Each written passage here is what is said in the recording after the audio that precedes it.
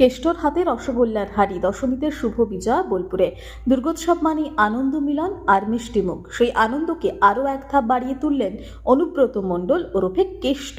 দুর্গা বিসর্জনের দশমীর দিন বোলপুরের নিচ্চুপটি এলাকার সর্বজনীন দুর্গা মন্দিরে বসেছিল বিজয়া কেন্দ্র। সেখানেই হাজির হয়ে একেবারে সহজ সরল ভঙ্গিতে সাধারণ মানুষের সঙ্গে মিশে গেলেন তিনি। প্রথা মেনে বিজয়ার মুহূর্তে এলাকার বাসিন্দাদের হাতে হাতে রসগোল্লা বিতরণ করলেন কেষ্ট। হাঁড়ি ভর্তি রসগোল্লা নিজে হাতে তুলে দিচ্ছিলেন পাড়ার ছেলে বুড়ো সকলকে। পাশে দাঁড়িয়ে ছোটরা তো রীতিমতো উচ্ছ্বসিত। হাতে রসগোল্লা পেয়ে বিজয়ার আনন্দ যেন আরও বেড়ে গেল।